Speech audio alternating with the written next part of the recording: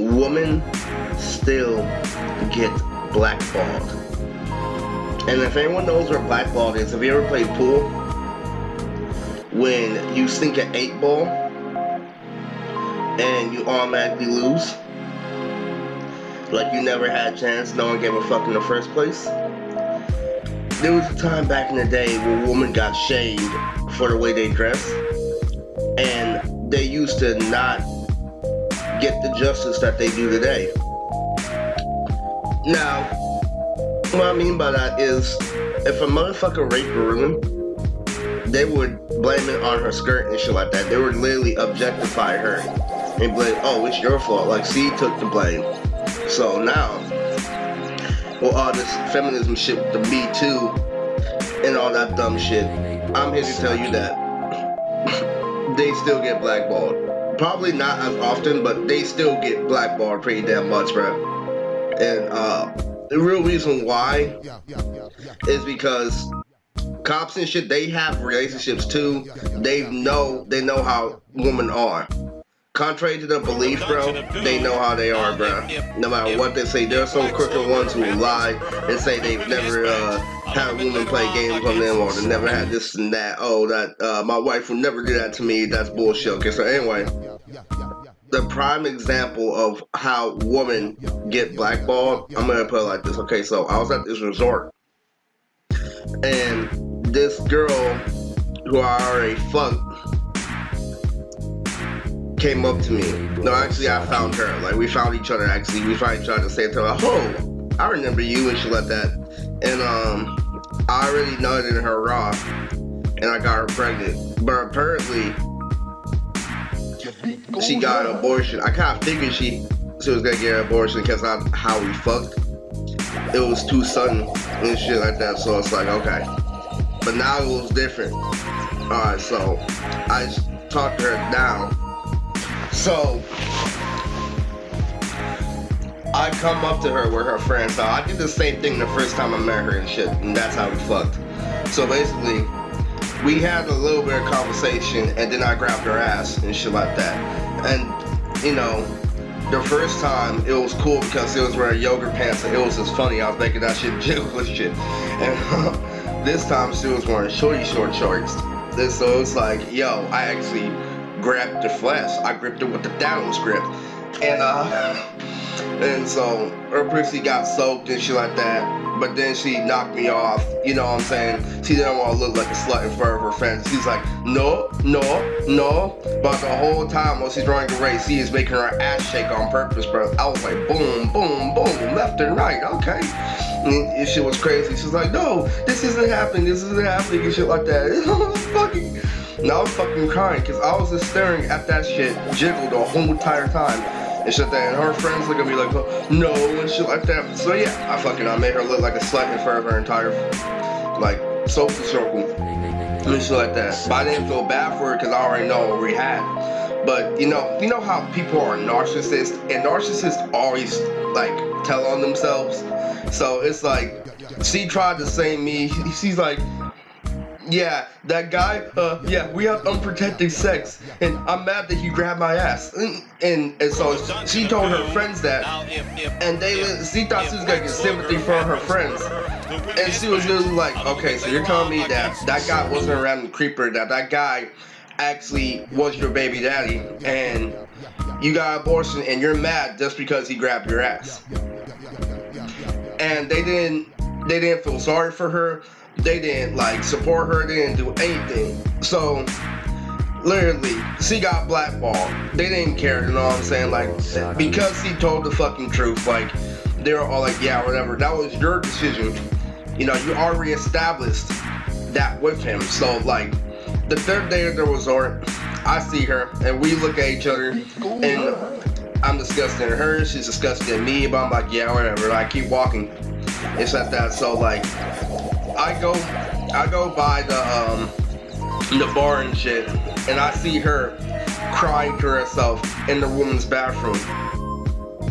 I'm like, I was like, you're not weeping in front of the bathroom for no reason.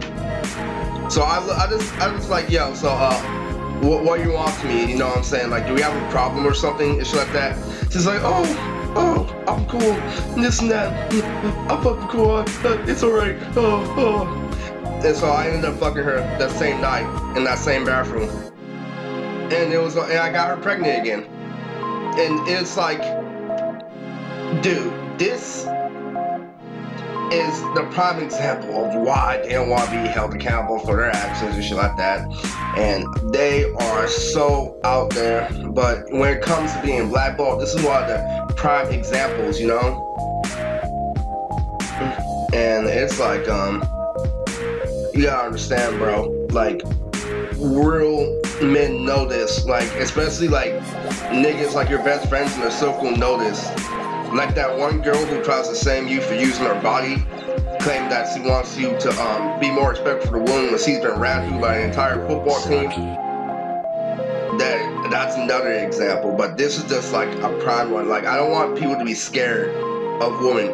You cannot be scared of these creatures who just like don't want to tell the truth, but the truth comes out anyway. Their nudes get leaked on Twitter, you know. Their DMs happening, fucking, they get caught cheating on their husbands all the time. They get caught, they text pictures of lingerie to their ex-boyfriends while they already have a steady one, you know. It's whatever, man, you know. I have no sympathy for someone who's just gonna throw you under the bus after she knows she's done wrong. Now, for me taking accountability for this, I did wrong too. But I contacted her talking about how to raise a kid, and she throws me off every single time. So it's like, okay, whatever.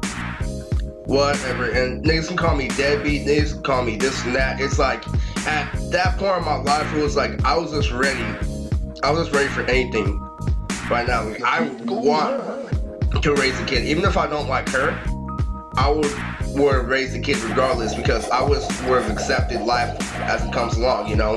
You do something, you know, and you gotta pay for it, you know, and I was willing to do that. But, you know, she did me a favor by not making me accountable and shit like that. I don't know why and shit, but it's good right now. So, bottom line of the story is, women still get blackballed. Now, that doesn't mean you go crazy, because Me Too is still a thing. But let's be real, people. Like, guys know the game because they were kids. They were our age. They did what we did and shit like that. So they know what the truth is. So that's the moral story. Women will still get blackballed from time to time. Revy BM confirmed for Nonz, the curse of the elephant statue. If you want to know what BM means baby mama. It's just a short abbreviation for this cosplayer who I heavily respect and fell in love with. This is a mixture between Kamala Fox and Revy from Black Lagoon. One thing you have to know about Nonz, Curse of the Elephant Statue, is that Malizia is also based off a cosplayer that I know, and that Malizia in Nonz is actually older. In real life, me and Malizia are the exact same age. It's a twist. In the movie, Malizia is 2 years older than Gabaya. She is a teenager that's 16, and Gabaya is only 13 at the time. Unlike Revanita, who's based off one of my baby moms, who is a mixture between Revy from Black Lagoon and Carmelita Fox from Sly Cooper. And C is a shooter. Now, C is only part Chimera. Now, let me go into how Chimeras work in Nonz. So, Ranye, as you know from the Valentine's Day special, and one of the strongest team captains in Nonz, is literally part Chimera. He is only part Chimera. You know why? Because he's infused with the bear. The Kanye West graduation bear and Ranye are fused, and the reason why it's a part of how Chimeras work in Nonz, there's this thing where you can have animal DNA, but you won't become completely animal. It's specifically based off the android enhancements you have, like with Android 17 and Android 18. When you're an android, you can still, fuck and literally come out with children because they still have human components and they only have artificial enhancement. A Chimera in Nonz that's not a full Chimera like Big Al literally has only animal enhancements. Just like a Saiyan only has a tail, but he can still make where a human. That is basically what this race is in Nonz. So there are only part chimeras, and since Ranye is literally only a little bit of a percentage of a chimera, if he makes her a human, they will not have any animal DNA. Revy is literally the same age as Gabaya. She also has a shipping within the movie, and even though they both love Gabaya, it does not conflict with the plot of Curse of the Elephant statue. So this is another really, really good scan. I love this idea, and it all plays into the chimera theme of the Curse of the Elephant statue. It literally gives Gabaya another ally, and Gabaya has many, many, many love interests, along with Eva Rukia, who's also in Nonz the Valentine's Day special. So go rewatch the Valentine's Day special of Nonz, and you literally understand that there are multiple girls that like Gabaya, there are multiple girls that like Tio, there are multiple girls that like Bella. And I'll go into another thing that Nonz have that comes from modern time that literally that I help push in society. There's a little bit more to like girls nowadays than you think. So literally what's gonna happen is I'm gonna make another video that's separate that explains why they have so many love interests, but that again is just for a separate video. But Revy is literally a spy, and Gabaya meets her, and literally she literally is on the run, and she literally has a mission to gun down wrongdoing that's going on by the Curse of the Elephant statue, and she accompanies Gabaya and her friends in this very, very impactful, my favorite out of all the Nonz specials, movies, and literally that's outside of the main canon is literally Nonz the Curse of the Elephant statue. That's my favorite thing I'm working on. Even though the Valentine's Day special will have more action and will have very more impactful, you know, scenes. It's a lot more dramatic. This one is literally made to be a festivity. It's literally made to be a festival that literally incorporates so much things that are great in Nonz, and it will pay homage to Big Out arc. I'm going to do another Brisket scan. This is to really catch your attention, and I'm really, really, really sorry that I haven't given you scans from their vampire special yet. That is another thing that's gonna be very cool now. You'll definitely like that. It's just the whole point of the vampire special is not to literally match up to any of these. I'm telling you, every single work that I'm working on will be above the vampire special. The vampire special is to keep you content, which is why it's literally based off the Garlic Jr. saga. And the real reason why, like, I'm pushing out this nonsense, this Nonz content, you know, is because, you know, I'm having ideas and ideas and ideas, and I'm pushing those ideas out there so you know what to look forward to. But there's a whole lot of shit in between to really, really, really, really, really keep you on your sheet and really keep you watching. That's the real reason why I love Nonz, why I love working on Nonz. And I'll get another scan for the Hydrogen special out in a minute, but right now I'm really, really focused on getting the simple shit knocked out. But for now, this is another scan for Nonz the Curse of the Elephant statue. Revy.